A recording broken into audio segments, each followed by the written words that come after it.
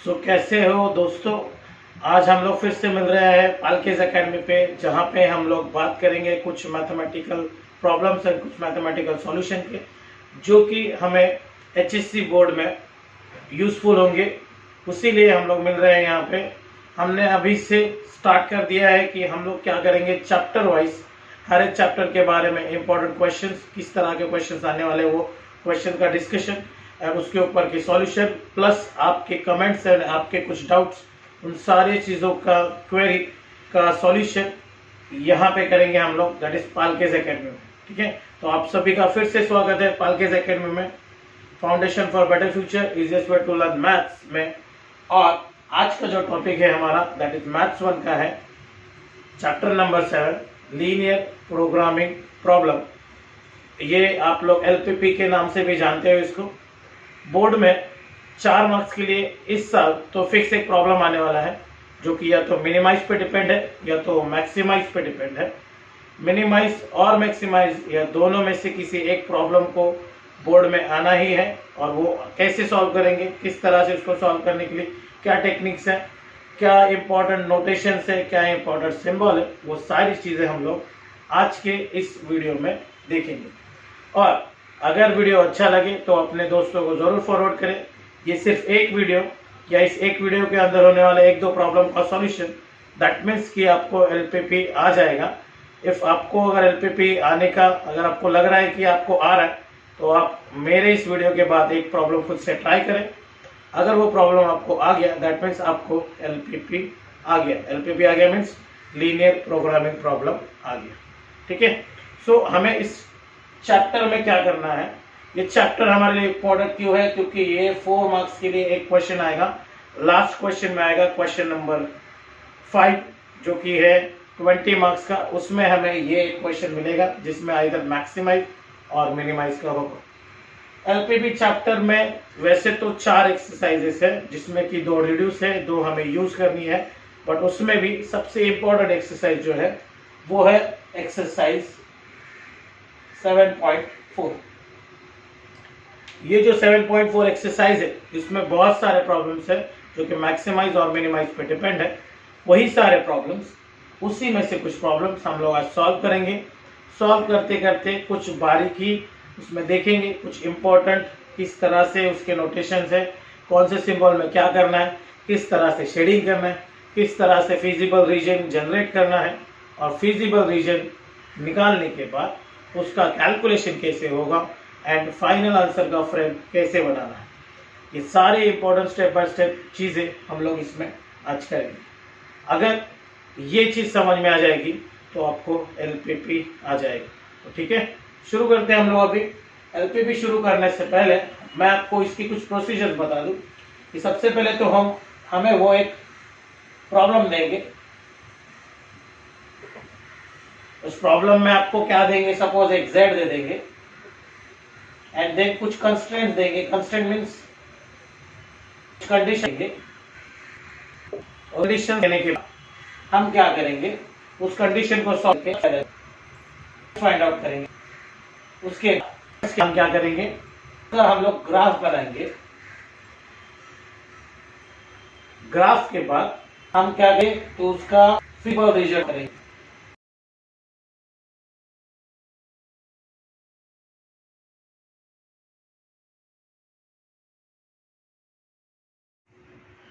Feasible region 1 marks.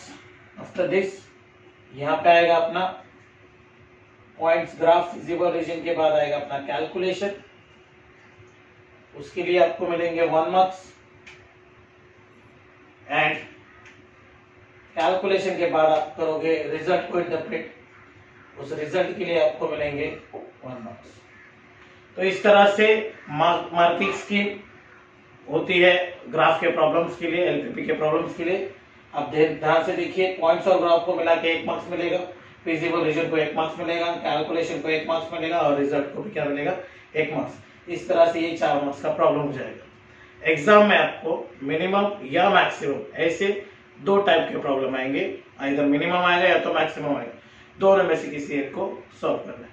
ठीक है, समझ में आया प्रोसीजर क्या, पहले पॉइंट्स, उसके बाद फिजिबल रीजन, फिर कैलकुलेशन, फिर रिजल्ट। ठीक है, तो अभी अपन एक काम करते हैं, अभी अपन एक प्रॉब्लम ले लेते हैं और उसको स्टेप बाय स्टेप सॉल्व करते हैं, किस तरह से इसको सॉल्व किया जाता है वो देखते हैं। तो हम लोग एक्सरसाइज 7.4 का ही एक प्रॉब्लम लेने वाले हैं, उसका ही फर्स्ट प्रॉब्लम ले लेते हैं, दैट मैक्सिमाइज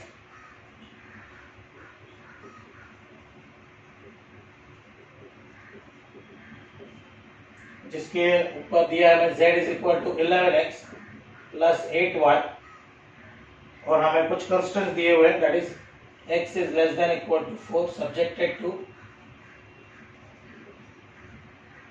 उसके बाद दिया है हमको y is less than equal to 6 and हमें दिया हुआ है x plus y is less than equal to 6 और दिया है x is greater than equal to 0 y is greater than equal to 0।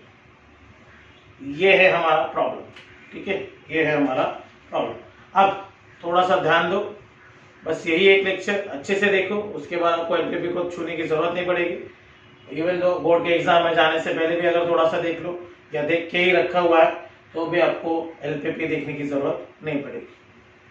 ना ये जो है इसको हम लोग बोलते हैं प्रॉफिट और लॉस का इक्वेशन। तो यहीं पे हमें क्या निकालना है, प्रॉफिट और लॉस मतलब मैक्सिमम और मिनिमम, इसी के ऊपर निकालना है। इसका सिर्फ यूज होगा at the time of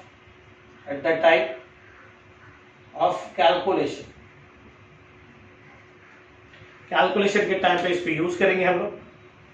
x is less than equal to 4, ये सब्जेक्टेड टू है मतलब कंस्ट्रेंट है मतलब कंडीशन है, तो इस कंडीशन को हम लोग ग्राफ के लिए यूज करेंगे। तो यहाँ पे ये एक, ये दो और ये 3 कंडीशंस है, ठीक है।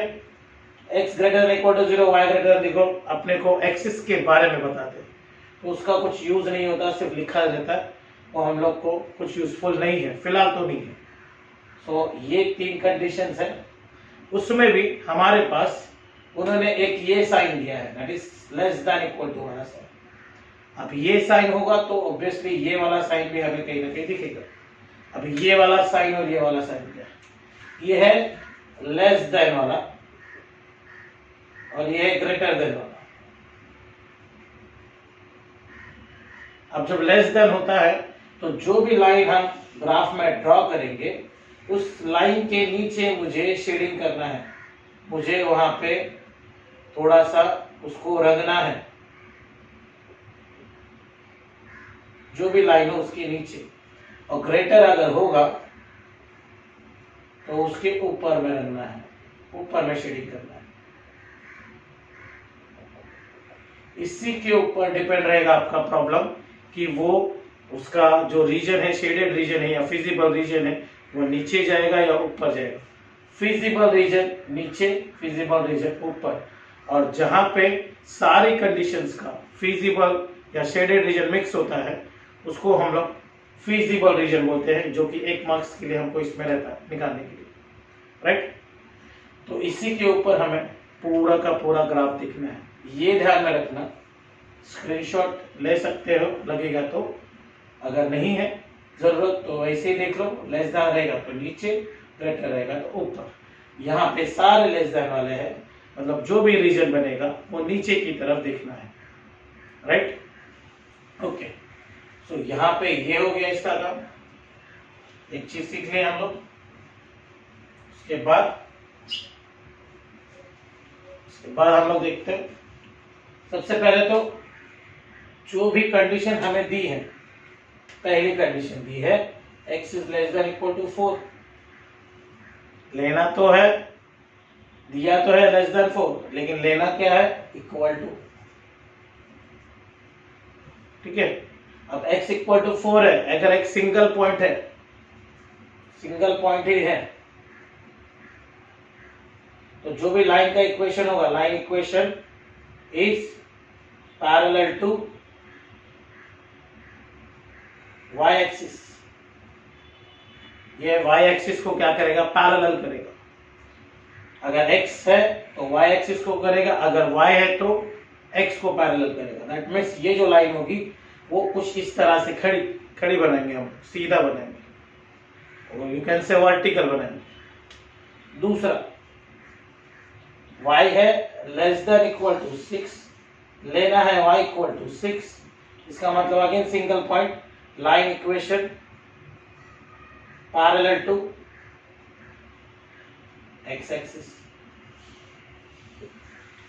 अब बच्चों लोग का कंफ्यूजन क्या है? बच्चों लोग का कंफ्यूजन ये है कि सर x इक्वल टू 4 है, y इक्वल टू 6 है, तो इसको ड्रॉ कैसे? ये एक पॉइंट है तो सिंगल पॉइंट ड्रॉ होगा। ये 4 है, x 4 है, तो इसको y रहेगा, वो y कुछ हो सकता है, ठीक है? ये इन दोनों डिफरेंस है, इसमें x का वैल्यू 4 है यहाँ पे, लेकिन यहाँ पे y क्या है?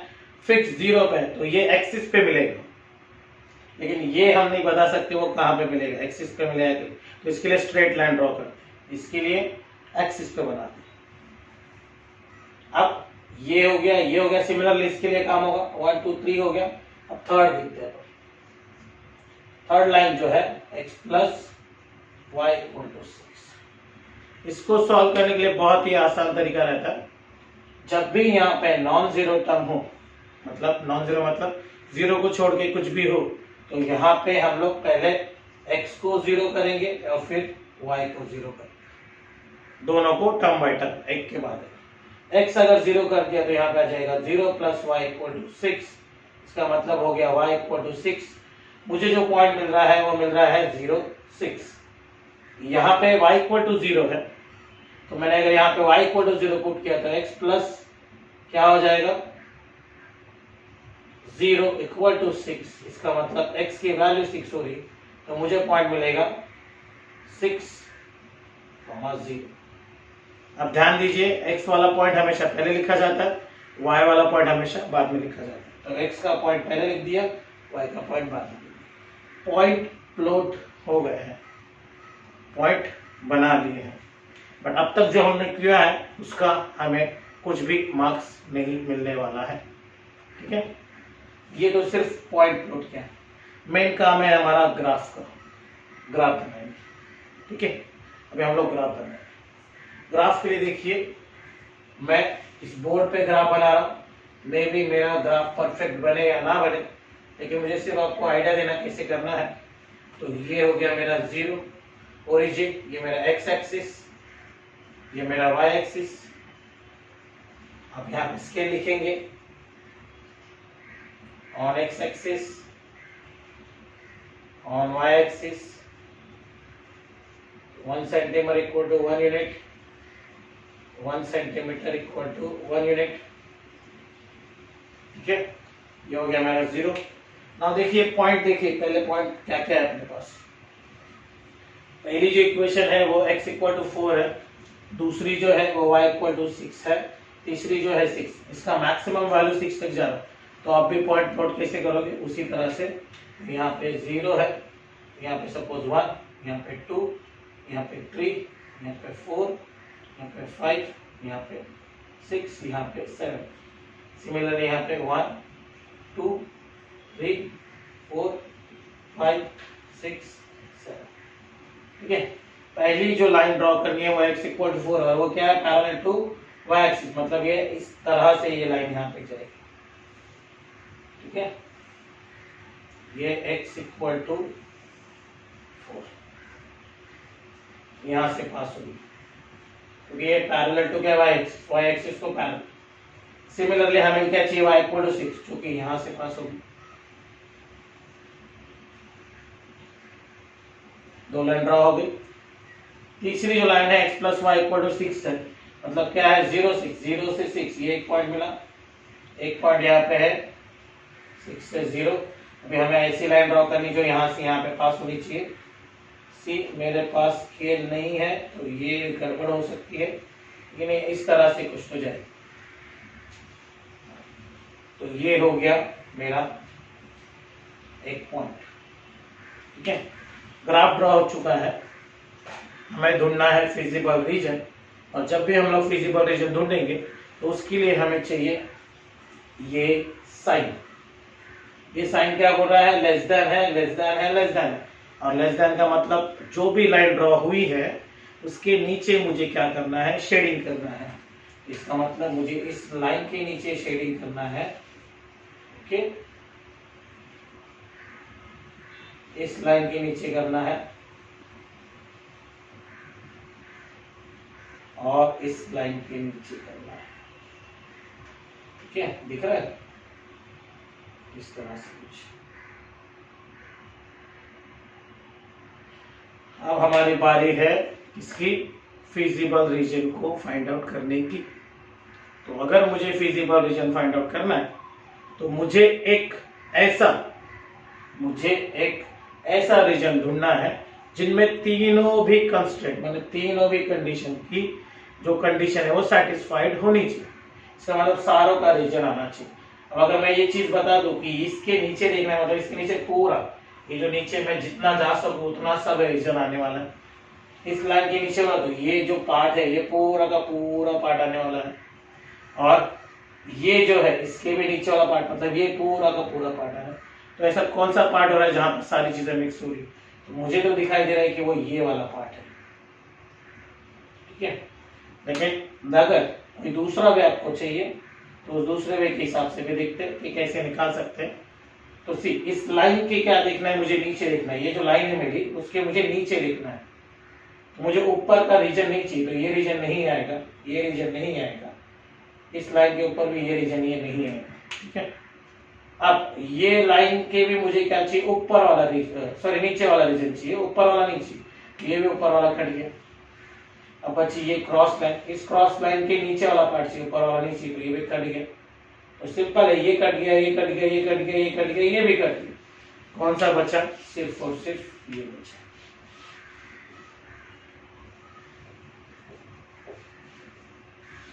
तो ये जो है ये मेरा है फिजिबल रीजन, ये मेरा है फिजिबल रीजन, ये जो है मेरा फिजिबल रीजन। ठीक है, सो फिजिबल रीजन मिल गया मुझे। अब इसका मैं नाम करूंगा, नाम दूंगा इसको। तो इसको मैंने ए नाम दिया, इसको मैंने बी नाम दिया, ये मैं एक पॉइंट को सी नाम दे देता हूं, इसको मैं, ये तो ओरिजिन ही है अपना, तो ओ ए दे देता हूं। चलो, तो ये ए बी सी ओ एक रीजन है। ए बी सी ओ 4 पॉइंट है, 4 पॉइंट मतलब क्वाड्रिलेटरल है। तो आप बोल सकते हो कि A B C O is a feasible region, quadrilateral भी बोल सकते हो, ABCO is a feasible region जिसमें A की वैल्यू कितनी है, A की वैल्यू है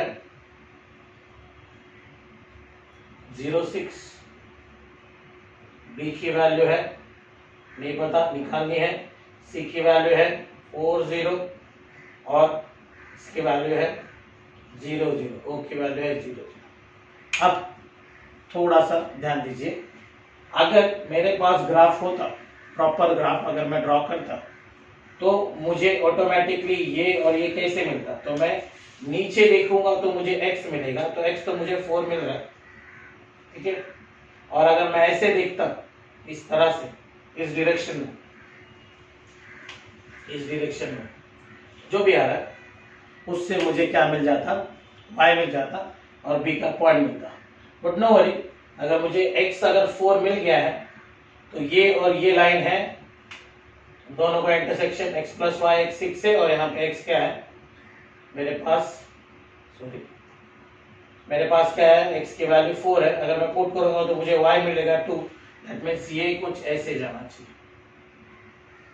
ठीक है, सो मुझे b मिल जाएगा। कैसे मिला? मैंने इस लाइन को और इस लाइन को सॉल्व कर लिया, मुझे x और y के पॉइंट मिल गए जो कि है 4 और 2। ठीक है, मुझे ए बी सी डी मिल गया है, फिजिबल रीजन मिल गया है। देखो ग्राफ बन गया प्रॉपर, 1 मार्क्स मिल गया, A B C D feasible region मिल गया, 1 मार्क्स मिल गया, 2 मार्क्स का काम हो गया। दिखने में थोड़ा लेंथी लग रहा होगा, डिफिकल्ट होगा, ऐसा एक बार प्रैक्टिस आएगी तो बहुत इजी है। 4 मार्क्स हाथ के मिल गया। इसके बाद आप लेंगे, इसके बाद अपन जाएंगे कैलकुलेशन पे। कैलकुलेशन के लिए कैसे करते हैं, सबसे इम्पोर्टेंट जो पॉइंट है उस पॉइंट को लिखें। पॉइंट जो भी पास ए बी सी डी और सी ओ, ए बी सी ओ, उसके बाद जेड का स्क्वायर कितना है 11x प्लस 8y, और उसके बाद हम लोग निकालेंगे वैल्यू। ठीक है, उसके बाद हम क्या निकालेंगे वैल्यू। अब ये जो ए पॉइंट है, इस ए पॉइंट की वैल्यू लिख रहा हूं मैं 0.6, इसकी लिख रहा हूं 4.2, सी की मिली थी मुझे 4.0 और ओ की मिली थी 0.0। अब ये जो है, इसमें ये जो फर्स्ट पॉइंट है ये x है, सेकंड पॉइंट क्या है y, इन दोनों की वैल्यू यहाँ पुट करनी है, इसमें पुट करनी है, z में पुट करनी है। कहाँ पे पुट करनी है? z में पुट करनी है। ठीक है, तो यहाँ पे क्या होगा अपना, यहाँ पे हो जाएगा 11 तो फिक्स है, यहाँ पे 8 भी फिक्स है, ये प्लस भी फिक्स है, 11 प्लस ये 8 फिक्स है, 11 प्लस ये 8 फिक्स है, 11 प्लस ये 8 फिक्स है। इंटू किससे हो रहा है इसका? Into 0 into 6 into 4 into 2 into 4 into 0 into 0 into 0। सो अब यहाँ पे जो होगा 11 इंटू 0 0 हो गया, 8 6 48, 11 4 44 और ये 16 60 हो गया, 11 4 44 हो गया, 11 0 8 0 0। अब मुझे बताइए कि इसमें से सबसे बड़ा नंबर कहाँ पे आएगा, वैल्यू कहाँ पे बड़ी है? 48 पे, 60 या 44 पे, 0 पे, कहाँ पे? तो ये आई है अपनी वैल्यू 60, जिसको कि हम लोग बोलते हैं मैक्सिमम। देखो सब में मैक्सिमम है, सब में बड़ी वैल्यू है, मैक्सिमम वैल्यू है, और यही हमारा क्या है? मैक्सिमम है। तो हम यहाँ पे रिजल्ट लिखेंगे, Z has maximum value at, कौन सा पॉइंट है? Point B 4.2 whose value is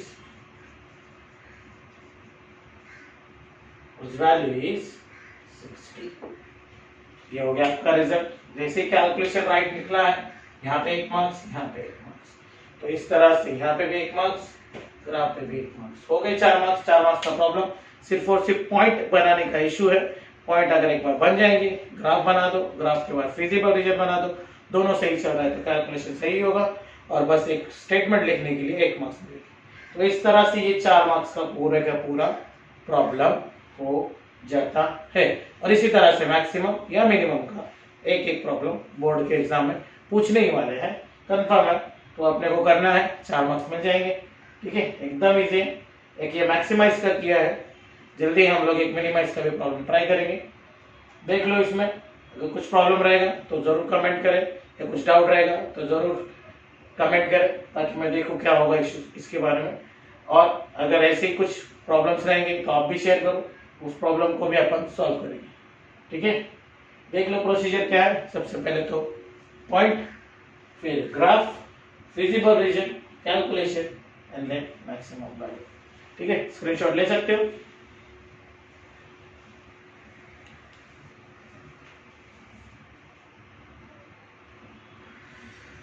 अब अगर मैक्सिमाइज वाला प्रॉब्लम सॉल्व कर ही चुके हैं तो हम लोग और एक प्रॉब्लम देखते हैं, दैट इज मिनिमाइज वाला। मिनिमाइज वाला प्रॉब्लम ऑलरेडी लिख दिया है मैंने।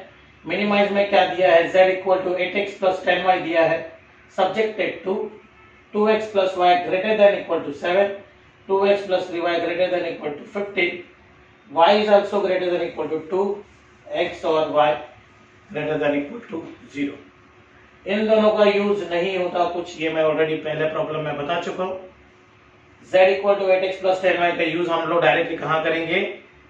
कैलकुलेशन में करेंगे, बराबर। तो ये कैलकुलेशन में चला गया। इस कंडीशन को हमें सॉल्व करके क्या फाइंड आउट करना है? पॉइंट। तो पॉइंट फाइंड आउट करने के हमारे पास 3 कंडीशंस है। तो सबसे पहले तो शुरू करते हैं। पहली condition that is 2x plus Y greater than equal to 7 है। लेंगे क्या? 2x plus Y equal to 7, और अगर यहाँ पे नंबर होगा, नॉन जीरो टर्म होगा, तो हम लोग क्या करते हैं? डायरेक्टली पहले x को 0 पुट करेंगे, तो मुझे क्या मिलेगा? y इक्वल टू 7, एक पॉइंट मिल गया मुझे 0 7। अगर मैंने y को 0 दिया तो मुझे 2x इक्वल टू 7 मिल जाएगा, तो x की वैल्यू मिल जाएगी मुझे 3.5। इसका मतलब है तो मुझे पॉइंट जो मिल रहा है वो मिलेगा 3.50। पहले x वाला लिखा फिर y वाला लिखा। Okay, clear? पहले ही बता दिया कैसे करना है, फिर भी देख लो एक बार। दूसरा पॉइंट, दूसरी equation 2x plus 3y greater than equal to 5 है। इफ x 0 है तो जो y मिलेगा मुझे वो मिलेगा 3y। इसको इक्वल टू लेना है अपने को सॉल्व करते, मैंने लिखा नहीं यहाँ पे। सो x इक्वल टू 0 तो 3y मिला मुझे 15, y मिल जाएगा मुझे 5। तो मुझे एक पॉइंट मिला इससे 0,5। राइट? सही जा रहा हूं ना? कुछ कनेक्शन रहेगा तो बता दो। इफ y को 0 पकड़ा तो यहाँ पे ये पूरा y का पार्ट 0 हो गया, 2x बराबर 15 आ गया। तो x की वैल्यू आ जाएगी 15/2 जो कि है x 7.5। तो मुझे जो पॉइंट मिलने वाला है वो है 7.50। चलो देखो, ये एक पॉइंट मिल गया, मैं थोड़ा सा उसको टिक कर लूं। ये एक पॉइंट मिला, ये 2 पॉइंट मिले। एक लाइन के मिनिमम 2 पॉइंट्स होने चाहिए, ध्यान में रखना, क्योंकि एक लाइन को ड्रॉ करने के लिए 2 पॉइंट कम से कम तो चाहिए। 2 से ज्यादा भी बना सकते हो, नो इश्यू, बट 2 तो बनाना है। तीसरा, y दिया है मुझे greater than equal to 2, y की वैल्यू आ गई 2, मतलब के a line passing through y but parallel to x axis, इस तरह से जाएगी। पहला ही प्रॉब्लम में कर दिया। 1 2 3 चीजों से मुझे बनाना है ग्राफ।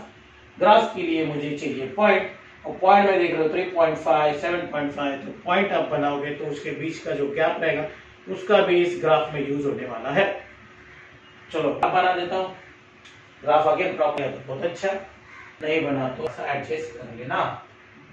ठीक है, तो ये अपना ग्राफ 0, x की मैक्सिमम वैल्यू 7 है, 7.5 है। तो ये 7.5 है तो थोड़ा सा मुझे बड़ा बनाना पड़ेगा। तो ये हो गया 1 2 3 4 5 6 7 8 9। 1 2 3 4 5 6 7 8 9। तो ये हो गया मेरा 1 2 3 4 5 6 7 8 9। 1 2 3 4 5 6 7 8 9।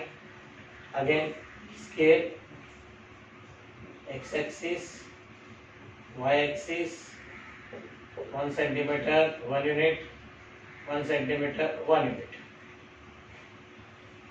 okay. चलो पहली लाइन का हमें पॉइंट ड्रॉ करना है। 2x plus Y greater than equal to 7, इसका मुझे यूज करना है। पॉइंट देखिए 0 से 7, उसके बाद क्या है 3.5 से 0। 3.5 मतलब यहाँ पे आएगा, बीच में कहीं पे तो आएगा। यहाँ एक लाइन यहाँ से ड्रॉ होगी, इस तरह से जाएगी लाइनें।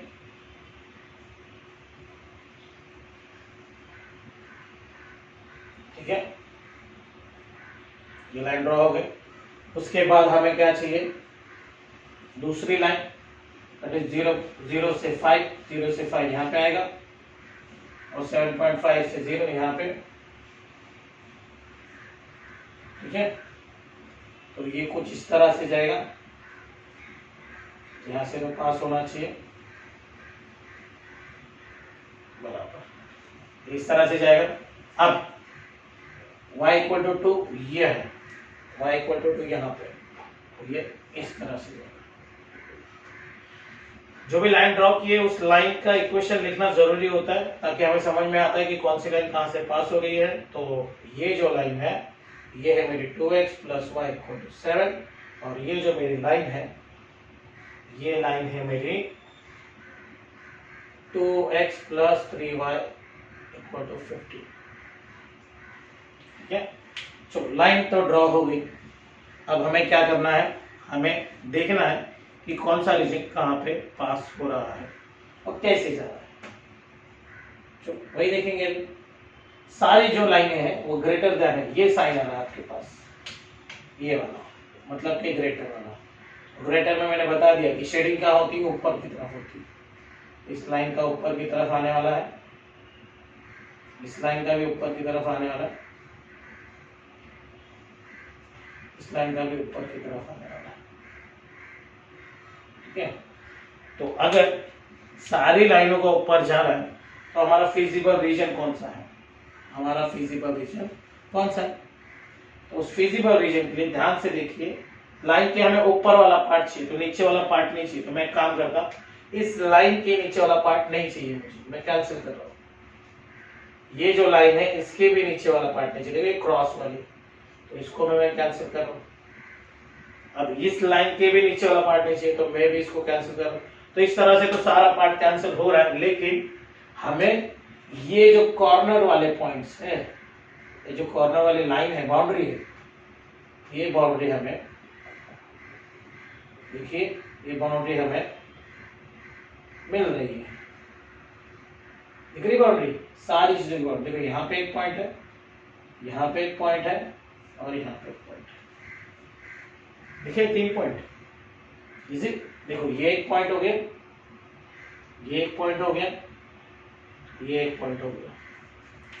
जिनके पास ग्राफ होगा वो क्या करेंगे, यहां से नीचे देखेंगे और यहाँ पे, तो इससे इनको ये पॉइंट मिल जाएगा।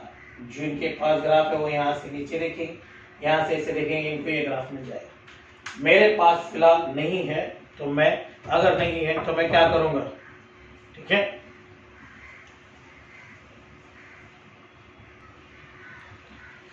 तो ये जो पॉइंट्स है हमें ये पॉइंट फाइंड आउट करना है। ठीक है, तो हमें फिजिबल रीजन तो मिल गया। ये थोड़ा सा गंदा दिख रहा है, इसको मैं थोड़ा ठीक कर लूं।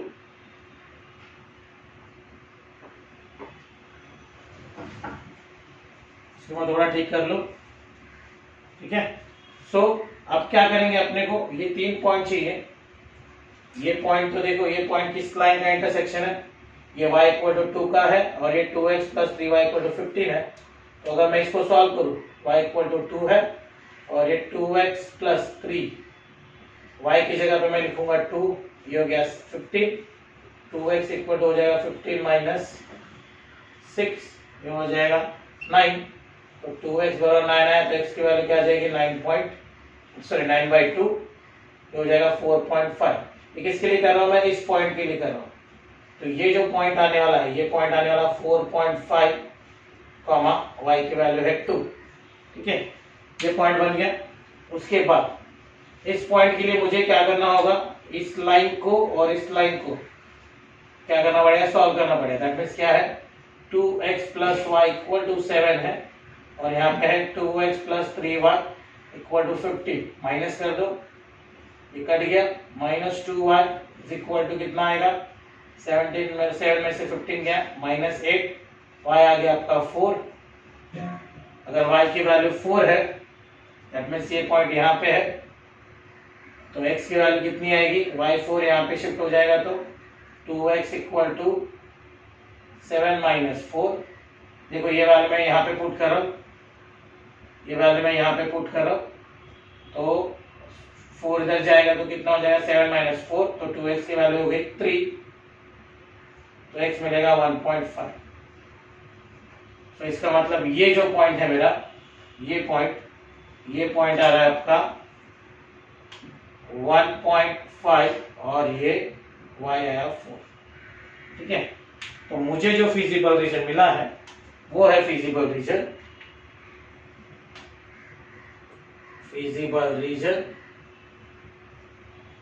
नाम दे दो इसको। ये पॉइंट है मेरा A, ये पॉइंट है मेरा B, ये पॉइंट है मेरा C। तो है मेरा feasible region is ABC। Triangle नहीं बोल सकते क्योंकि ट्राइंगल नहीं है वो। इस 3 पॉइंट पे हमें क्या करना है, कैलकुलेशन करना है और मैक्सिमम मिनिमम जो दिया है मिनिमाइज वो फाइंड आउट करना है। तो चलो A की जो वैल्यू है वो लिख देता हूं मैं यहाँ पे। A की वैल्यू है 0.7, B की वैल्यू जो है वो है, हमने अभी निकाली, दैट इज 1.5, 4 और C की जो वैल्यू है वो है 4.5, 2। ठीक है, तो चलो आते हैं कैलकुलेशन की ओर।